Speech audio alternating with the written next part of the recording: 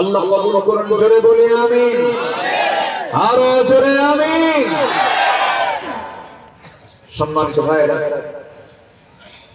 কম ষড়যন্ত্র করেনি, কম মিথ্যাচার করেনি।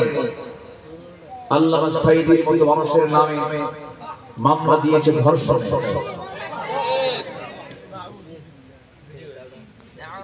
সাবেক শিক্ষক মন্ত্রী এহসানুল হক মিলনের নামে মামলা দিয়েছিল ভ্যানিটি ব্যাগ ছবির মামলা।